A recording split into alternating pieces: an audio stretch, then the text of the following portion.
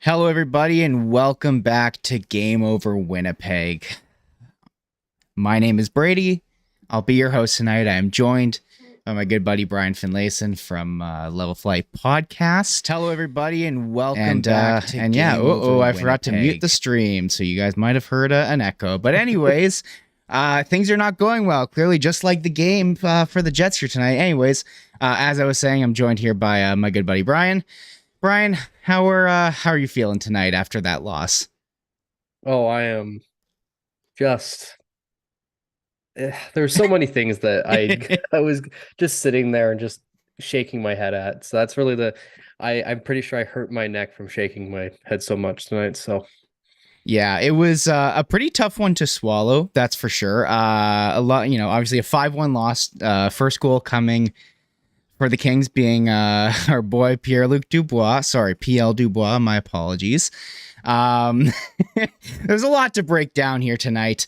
It'll be a lot of fun. But first, Brian, I'm just gonna give you a very open statement. What went wrong tonight? Like, the Jets have been looking good the past few nights, past few games. I don't know about yourself. I was feeling pretty excited on the season, and I feel like tonight was a bit of a crashing back down to ground or back down to earth for the Jets. Where did things go wrong here?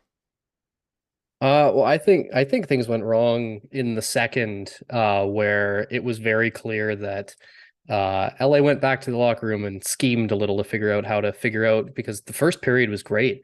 Like, that looked like the Jets that we saw for the bulk of the first two games there, and it's been a very promising start. And now they go into the locker room with the first intermission. I'm sure they're feeling great. They come back out and suddenly it's all LA. And I think the real issue though is we're seeing that the in-game decision making, whether it's by players or coaching, it wasn't good enough. And I think that was where things went really wrong, is because when you see a team that's suddenly just flipped on you like that, there should be a better counterattack, and there really wasn't. And I mean, this is also in addition to the fact that they had to make some decisions, because very early, Gabriel Velarde had what appears to be a very bad leg injury, and I'm really hoping that it's going to be fairly good news. But I'm sorry, when you see that replay, and knees aren't supposed to bend that way. No. So I'm hoping for the best, but I'm not confident that it'll be the news we're looking to hear. Like, immediately you're going to be running a little bit strange, because you have to start juggling when your top line winger is down for the count, and they're gone for the game. So you saw a bunch of different guys rotating up there, but clearly that was among the many things that they had to make the decisions about, and a lot of the things just didn't work for the rest of the game for the Jets. And the things that the Kings changed worked very well for them. And also, it helps when Cam Talbot plays like that year in Edmonton, where he played like 180 games in a season and the playoffs. So I didn't think he was that good tonight, to be honest. Like, I thought he made the saves when he needed to, but I also kind of felt like the Jets just didn't have it tonight. And I think the Velarde injury is, I mean, like, obviously you lose a top line winger, that's going to affect your team going forward. But I'm glad that you did mention the decisions that were made in regards to that injury. Immediately once that happens, the first thing we see is Vladimir Messikov jumps up onto that line. That was one of the things I wanted to ask you what your thoughts were, specifically on the choice of bringing Vladdy off of the fourth line, bringing him all the way up to the top, not disturbing the second line, not disturbing the third line. Do you think that was the right call? What would you have done in that situation? How are you feeling on the mid-game adjustments that were made by the Jets tonight? see, it's interesting because I don't hate bringing Vladdy up to the top line, just because I think that there's aspects of his game that play really well with the playmaking and the scoring of the other two. But I think the issue lies there, though, with, aside from that little bit last year where he was succeeding with, I think it was Wheeler and Ehlers. Um, Historically, he's not been a very prolific offensive guy. And his offensive IQ isn't always what you're hoping for in that situation. I do, though, think his speed and his sort of tenacious ability to really sort of get in there and, play a pretty solid game all around. I think it helps, especially with two guys who aren't exactly known for playing that full 200-foot game. Um, especially, and it's too like Velarde plays a nice, complete game. So when you replace a guy who plays a little bit closer to that 200-foot style with another guy who plays that 200-foot style, you're going to get a little bit better of a result there. But I actually would have liked to have seen a little bit longer of a look of, say, a Rasmus Kupari, who I thought looked really good tonight. Mm-hmm. And I think that could have been a good reward and also a learning moment to figure out, does he have what it takes to play, in a top six role? Because since he's been here, he's profiled as like that, bottom six, fourth line center guy. I don't know what we'd get in a situation where he would be in, a top line winger spot. But I don't think it's the worst idea to try it out. Yeah, I completely agree with you there. I thought, excuse me, geez, my throat is just yeah, I thought Rasmus Kupari had a great game, and he's had a great couple games now. Despite the one big issue, obviously, was that one goal right near the end of the game of the Calgary game. But other than that, he's had so many nice little flashes of offense. His speed looks like a big part of his game. He looks like he can bring kind of an offensive edge. And so, yeah, I completely agree with you. I would have loved to have seen him get a couple more shifts right off the hop with those two guys. I also would have loved to see even Morgan Barron there, because I think that those two guys can really benefit from having a bigger body guy with them who can kind of go into the corners, play kind of the more meat and potatoes style of game, and retrieve the puck and get it out to them. But I also like putting Nemestikov there was fine. It's fine in a vacuum, but in a game like this where you're already trailing, you're trying to get back that kind of momentum. I think that giving an opportunity to someone who maybe has a higher ceiling, who might actually be able to exceed expectations in that spot, might have been a better call. So I kind of wish that Rick Bowness might have done that there, but I wouldn't necessarily put all of this specifically on him. Another thing that I didn't love was his kind of usage of the different lines tonight. Like, it felt like Adam Lowry's line was going out there a lot, considering they're the shutdown line in a game where the Jets can't score. And maybe this kind of, excuse me, we've been talking a lot about like depth with the Jets this year. And maybe we're kind of seeing the more difficult side of things where, the depth isn't really getting it done. And obviously the fact that the Jets are able to bring a guy like a Vlad Nemestikov up off of the fourth line, that's great. That's great for them. But this is the first time we really saw the Jets where they were kind of trailing behind and needed to, score to get back into a game. And it just seemed like they didn't really have it. Again, losing your top line winger is going to be tough on that. But it was just a tough showing all around tonight. So, no definitive who won the trades tonight, of course. But now maybe we're seeing a side of the Jets that maybe we weren't hoping to see, in regards to, because again, everyone's been kind of championing the depth that the Jets have had recently. But I guess tonight was kind of the look in to see what happens when it doesn't really work out. Oh, excuse me. Jeez. But yeah, so I don't know. It was a very, very a difficult game, I would say. Did you have any positive notes other than, I know you kind of mentioned Rasmus Kupari there. Was there anything that was able to be pulled out of this game here? Or is this just kind of a burn the tape kind of night? No, I think that fourth line was, a good, I mean, we really only saw them as a whole for less than a period because everything was shuffled around. I thought, there was very little conversion, and it was kind of a negative for, I saw a lot of situations where the Jets could have produced a little more, even just shots, but I felt like when the puck ended up on like an Appleton's stick, it just, nothing ever came of it. But I felt like they were getting the puck into the zone enough that if you started cycling a change, you could get the lines out there. I thought that, there were moments of, maybe they're pressing back a little bit. I thought that they did, especially that first period, I thought was terrific. And I thought it was a really good response after seeing Velarde go down, but obviously we know how the rest of the game went. So it's hard to pull a positive when you know the ending. Yeah, it was definitely a tough game. But I do like what you said there. And like, I don't know, I personally, I thought I saw some glimpses especially in the third period. There were a couple glimpses where it looked like we at least saw the chemistry starting to develop a lot more with that second line.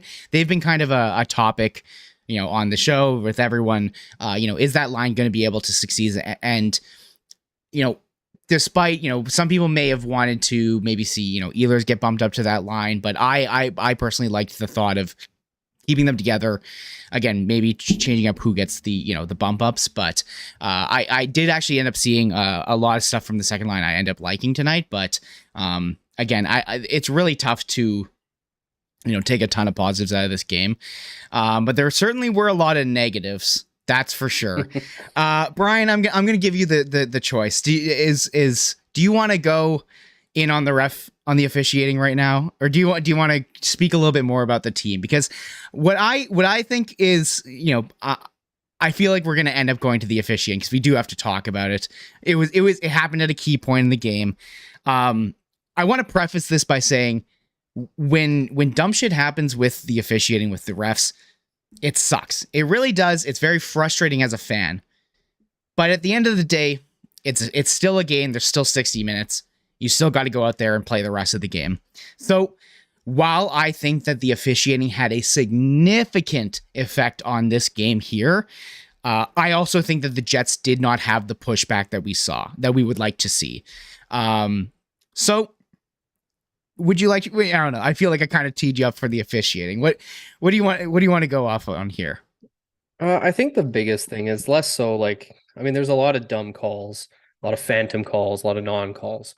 I think the thing though that I kind of want to tee off on here are two things. One, it's the consistency, and more specifically, the consistency of how interference is called in the NHL, where sometimes you can look at a guy the wrong way, which is essentially what happened with Morgan Barron tonight, and you get called an interference, or you can essentially get hauled down going down into the attacking zone and not actually get a call.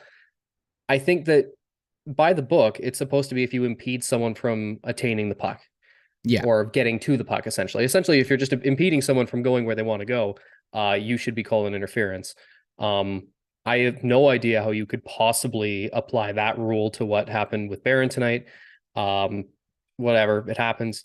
But I think that the fact that interference is probably the most inconsistently called penalty that's probably the entire league. I think it causes such a uproar when things do get called, because no one really knows what it means. It's kind of like goaltender interference. Oddly enough, both essentially anything with interference in it, you might as well flip a coin. And then the second thing that I have an issue with is the lack of accountability in terms of player safety.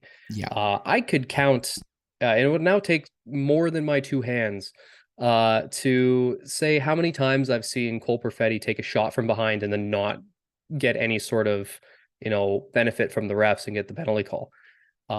That should have been at the very least a 2-minute penalty from I think it was Andreas Englund who hit him from behind very clearly in the numbers. Very dangerous hit. We're very lucky that Perfetti didn't get more hurt there. And somehow the Kings came out of that with the power play because Sandberg got the instigator. I don't understand. And if they were actually, serious about protecting their players, there would have actually been a call there. So I don't know. And then after that, the game just kind of went all over the place. Perfetti came out of the box and decided to make some friends. And then that was a lot. Yeah, I'm glad you brought up player safety, because from that point on, the game just became an absolute circus for at least for the rest of that period.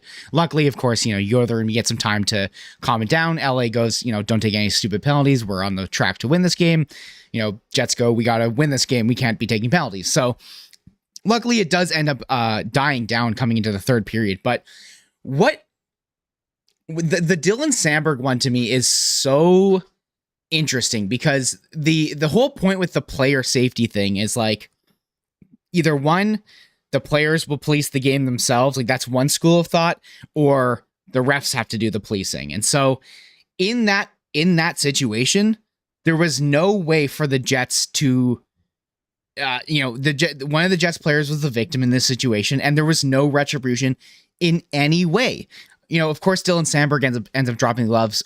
Great, happy for, very glad that he was able to, stand up for one of his teammates. But the fact that he gets penalized there, and the very very very obvious call just gets missed is just it's ridiculous in just the swing of things, and that purely is what causes Cole Perfetti to immediately come out and go, I'm going to cross check someone because what I just got cross checked in the back and shoved in the boards. So I'm also glad to see a little bit of pushback. We'll call it pushback from Perfetti. In a different game, maybe you can criticize it for saying, hey, that got things out more out of hand. Some more penalties come up on the board, but it's just interesting. It's just very interesting to watch the way everything happened. And I don't want to just say that the refs missed things on the Jets. Like the Jets were the victims here, kind of thing. It's not that. Like I was tweeting about this earlier. All of this starts with the Morgan Barron. I mean, there's stuff before, but I think the Morgan Barron one was so very obviously a bad call, and you can tell that the refs knew immediately that was a bad call. What happens? Player on the Kings gloves it down. He doesn't have possession of the puck, but he still plays the puck. He's still eligible. He should be at least eligible to be hit there. They call the interference call. It is what it is. Kings go on. Pierre-Luc Dubois gets his like, it wasn't a power play goal. It was right at the end of the power play, but very obviously the pressure from the power play causes that goal. And then immediately after, the refs call a penalty on Trevor Moore, which is a holding call, which is like, he did nothing. He literally did nothing. He was just the guy who was near a guy who fell over after a bad call. So he gets the makeup call, and then everything just kind of spirals from there. And so it really is frustrating as from the fans' point of view, because you're going, what's even fair here?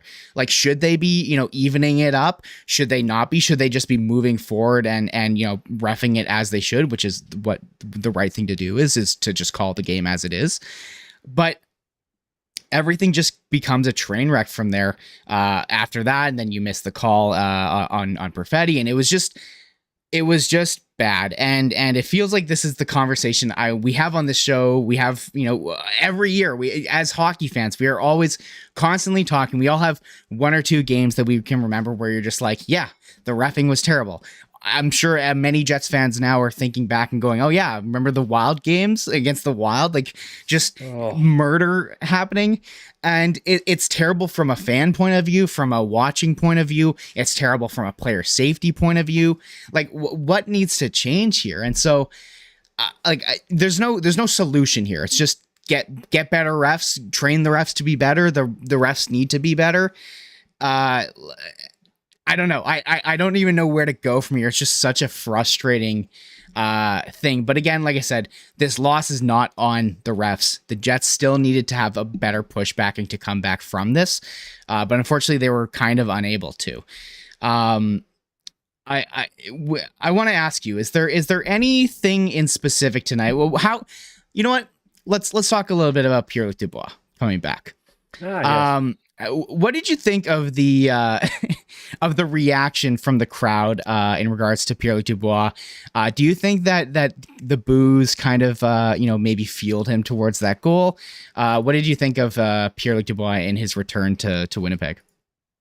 I felt like I heard his name a lot, and I if he didn't know that the booing was coming, I'd say it probably fueled him. But he knew with some of the stuff that he was saying, and like before the game, essentially saying that maybe if depending on the reaction, it might change his view on his time here and everything. So I'm like, you're fueling it, so what's coming. So I don't think it fueled him in the moment, but he's obviously a little motivated to just show up and do the things that he can do when he's on and when he's fully present. And I thought that he was tonight, and I felt like fairly regularly he was the one who was getting the chances. Obviously, he scored, which predictable. It feels like whenever there's either a milestone game or a returning player, you could mark it down immediately that they're going to score. So no, it's unfortunate that things ended the way they did with him, obviously, but it was nice to see the fans all riled up, and it's been a while since we've had like a very hostile crowd moment, and it felt like between that and the officiating, there were some rabid fans, which unfortunately the Jets weren't able to use to their advantage, obviously. But no, I thought that Dubois, though, on the ice was what we've seen from him before. He's got that physical dominance, and I will say, took one hell of a shot there from Dylan DeMello, and I loved every second of it. I even love when he kind of got manhandled by Scheifele in the defensive zone. Made me I happy. guess Scheifele is just an angry, angry man right now. what and you know what I've been kind of praising Scheifele since the start of this season. Um, how are you feeling on towards kind of the top line? I mean, obviously Velarde now is injured, but how have you been feeling towards Scheifele, towards Connor? Because I personally, Connor's one guy, but at least Scheifele, like I feel like this year I've seen a lot more effort towards the defensive side of things. He's looked a lot better. He feels more engaged. How are you feeling on him these days? The thing that I'm noticing the most is just the energy he's been bringing to these games. Obviously, it was blatant and obvious the effort that we saw from him against Florida, recording another Gordie Howe hat trick to stick as a feather in his cap. But no, like I found that since the season has started, it just looks like he's fully and completely committed to being that number one center on this team. And I mean, we've seen flashes of it in the past years. And I think that the thing is for him is keeping it up. But the first three games of this year, I've been very happy with what I've seen out of him. And I think what's good too is if he plays better, even slightly better defensively, it's going to help Connor because Kyle Connor is probably the most frustrating 30 to 40 goal, 70-point scorer that I've ever seen because he can do all these incredible things, but he's also one of the most frustrating to watch off the puck. So if he has to just have a little bit less on his plate because Scheifele's, doing just a little bit more, and I think it helps. Obviously, it's going to change now without Velarde, but if you can put someone on that wing who has a semblance of, reasonable defense in their system, I think it helps the trio. But it starts with Scheifele because if he goes back to where he kind of just mails it in on the back check, it doesn't really matter what his line mates do. Yeah, I completely agree with you on that. As far as kind of tonight goes, obviously things didn't go the Jets' way. The obviously the injury is going to kind of force some changes. What do you think kind of needs to change between this game and when we play the Vegas Golden Knights on Thursday? Is there any lineup changes you'd make? How do you think that they should kind of navigate the Velarde injury? I know obviously today just pulling Vlad Nemestikov up is kind of what you do. You're just kind of patching the tire. Is that what you do going forward? Or do you start kind of, mixing things up a little bit more? And also, is there anyone you want to rag on and, any sort of lineup changes other than just the forward side of things that you'd like? Yeah. So firstly, I want to see them try someone in that top line role without moving anything else around. I feel like this early in the season, you're trying to establish chemistry, and you're seeing it already. I think with that second line, I mean, you kind of know what you're going to get with the Lowry line, but Iafallo's been great from what I've seen. But I think you need to try to just put someone from, I'd say, lower down, so they're not going to be as involved already. So like I keep talking about him, but Rasmus Kupari, try him for a little bit, see if he can handle the matchup, see if he can handle the offense. And then if that's not working, then you start evaluating the other options and who to move around. Do you move up in Ehlers? But you top load then. And that's the same issue that the Jets have had for the last several years is you top load. And then suddenly the depth doesn't really matter because you don't know how to score in the bottom half. So I think what you need to do is you need to figure out if there's someone you can pull from deeper down, that you've got maybe a plan for him and a ceiling. But I don't know. It's hard to picture, and I will take you up on your offer if I want to rag on someone. And I would like to take my aim at not one but two players on one pairing. The Dylan Schmidt pairing is just awful. Like, Just it's mind blowing. It is crazy. I'm glad you kind of picked up what I was hinting at there, because wow, what a travesty tonight. Like, just awful. Like, multiple of those goals, obviously being on the ice doesn't necessarily mean you're at fault, but when you're the D-man, it kind of has to do with your area of expertise. So but like, even just that one goal, I can't remember which one it was. I think it was the second goal, the Trevor Moore goal. Both Schmidt and Dillon, both left-handed shots. I know Schmidt plays right sometimes and probably was playing right here. Somehow they're both on the right side of the ice. No one's in front.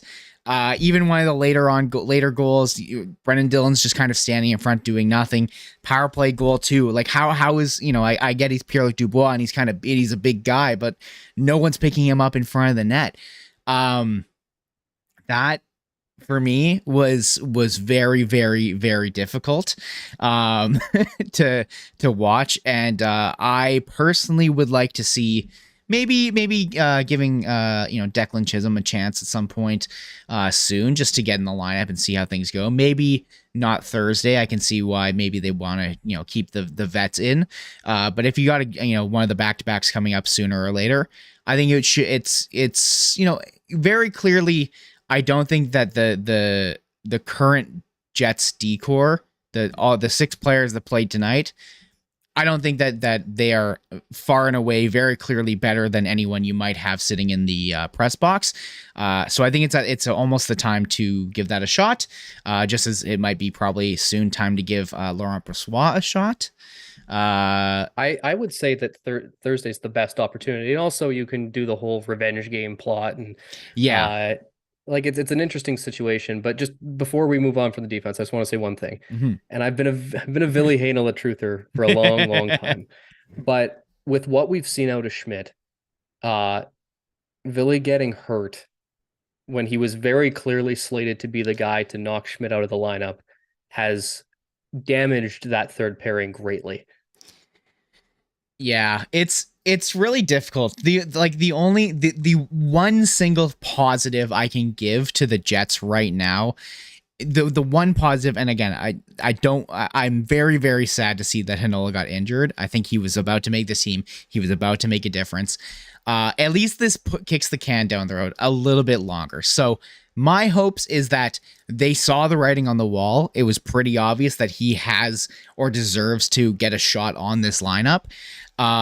And they need to make the changes accordingly, because there's no other waiver exempt D-man in that decor. So either you got to move them or test them on waivers. So the one maybe little bit positive that you can take away from it is that maybe the Jets get a little bit more time to figure things out there.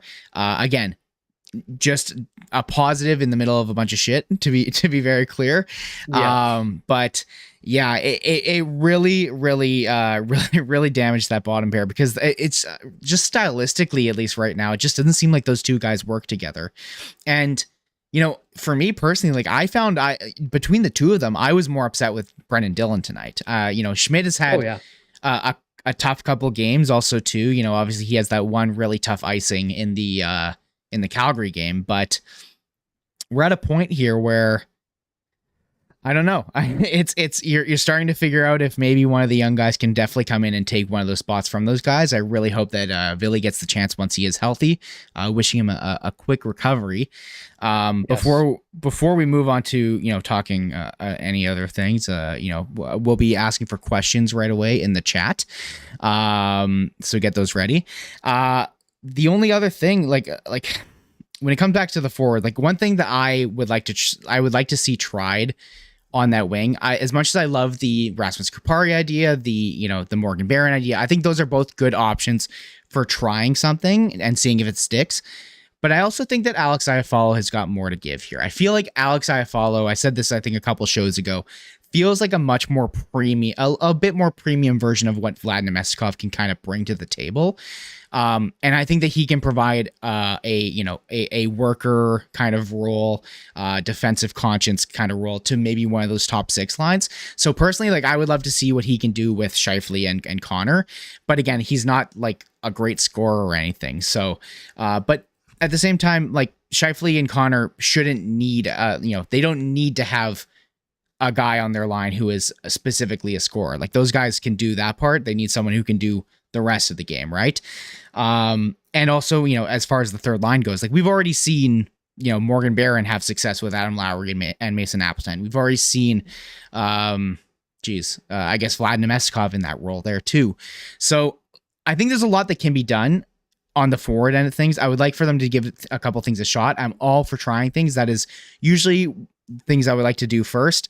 But, if they're going to try and play it safe and just try to go for, what makes a lot of sense, I think that Alex Scheifele makes a lot of sense in that spot. Yeah, I tend to agree. Like, and it's not like he's unproven. Like, it's not like he's played down in the lineup his whole career. There were the dark days in LA where there was not a whole lot of, promise for a little bit, and he played in those top six roles. And I mean, he's not flashy by any means, but he's one of those guys that I'm sure that if he was put into a situation where he needed to find a little bit more offensively, he seems like a guy who's smart enough to find the areas that he needs to be successful, whether that's facilitating or just being in the dirty areas to help bury a rebound from one of Connor or Scheifele. Yeah, I agree. I completely agree there. And Thursday, would you be putting Brossoit out there, or what are you thinking? I think it's the time for it. I mean, Hellebuck hasn't been his sparkling self the first few games. It's not all him, and there's been a lot of serious errors in judgment around him that have led to these chances. But I mean, I saw it too, where like there are certain goals that I would very much like him to have back, and I'm sure he would too. But I think early it'd be nice to get Brossoit into a game just to see if he's just back to, because he got hurt at the end of last year, but he was looking really, really good after he kind of took over the Vegas net, because all 13 of their goalies got hurt. And I think that this is the time to try it, because worst case scenario, it's giving Hellebuck a night off early. Best case scenario, you're finding out that Brossoit is still a very good goaltender and a very capable backup who can play more games than what we've been able to do in the last few years. But I think it's also worth mentioning too that, especially in the last few years, obviously he's getting a little bit older now, but Hellebuck has had a historically rough start to the seasons. And because of that, I'm not overly concerned yet, but it's nice to have Brossoit to fall back on, that if for whatever reason this carries on longer than we would like, I'm not terrified to put him in the net like I was maybe last year with Dave Riddick. Or even the fact that before we signed Brossoit, there was a brief moment there where I thought that we were legitimately planning on going into the season with Colin Delia back there. Yeah, it's I actually like Colin Delia more than most people. I think I think that he's decent, but definitely nowhere near. Would not be comfortable going into the season with him as our backup. That's for sure. I'd love to see him too doing a lot more with the Moose this year, because it'd be nice if they could also get some confidence down there, because they've had plenty of games over the last couple of years where they should be winning and their goaltending has just let them down. Yeah, it's the Moose are an interesting team. I don't know enough about them. I just know that they've got all the young guys playing there, and just naturally are very fun. But when it comes back to like Brossoit, like I'm just glad that the Jets hopefully, like I said, have a backup that can steal some games from Hellebuck, because there's no goddamn way he should be playing 65 games or whatever he played last year. I'm not sure. So hopefully Brossoit can come back into form. And yeah, I think it's just natural to play him against the Vegas Golden Knights, just because, give him the his old team, I feel like that's just kind of natural. And it is about time that we give Hellebuck a bit of a rest. And I'm glad that you pointed out that he hasn't had the greatest start to the season. While again, I don't think that we can blame him necessarily for tonight's loss, or even the loss against the Calgary Flames. But at the same time, you got to hope that your starting goalie, your Vezina caliber goalie, can be a little bit better than he was. All right. Before we get out of here, just a couple questions. If you guys have any other questions, please huck them into the chat. From Top Line Media, can Kyle Connor be productive without two drivers? Ooh. That's a tough one because I'll be honest, I've done a lot of thinking on this because I think that he has the skill set to be one of the most prolific goal scorers in the league. But I also see what happens when he gets the puck, even when if he's getting the puck and he's not gearing up to shoot, it feels like he's just a little bit behind in his decision making. Mm-hmm. So he needs, at the very least, one guy who can, help drive play a little bit to get him to a position where he can succeed. I would not feel confident in his production if he had to try and carry play on his own. I feel like it's just the reality. That's the thing. You know what you're going to get from him. He's not like he's young anymore. He is a well proven guy in the league, and you know exactly what you're getting from him year in, year out. So I think at this point, it would be a shock to see him find the same level of success that he has without those play drivers. Yeah. From Abby, Boston fan here. What was the biggest negative from this game compared to the last two, or is it the same? It just felt like they were just very disjointed. Like it felt like obviously the last little bit of the Florida game, it felt like they were a little bit closer to giving that one away than I would have liked. But it still felt like they were a bit more of a cohesive, squad that was just firing on all cylinders. And they looked like that in the first period, but they just felt just a little discombobulated when they came out for the second, and then for the rest of the game, where they just one wrong step and it seemed like everything was going wrong for them. And I think that affected them where it felt like they had to be perfect. And I don't think it, obviously they weren't, but I think when you put that undue pressure onto yourself, it doesn't help. Yeah, for me, I think that the biggest issue from this game was the lack of pushback. Like in the other games, and obviously it's a bit different when you're when you're trying to get back into a game, and you've been kind of pushed out of it both through the injuries, through the emotion, through all the reffing stuff. But one of the things that I was really praising for the Jets that really gave me confidence in them was that last two games, like it felt like they were constantly pushing. They never took their foot off the pedal.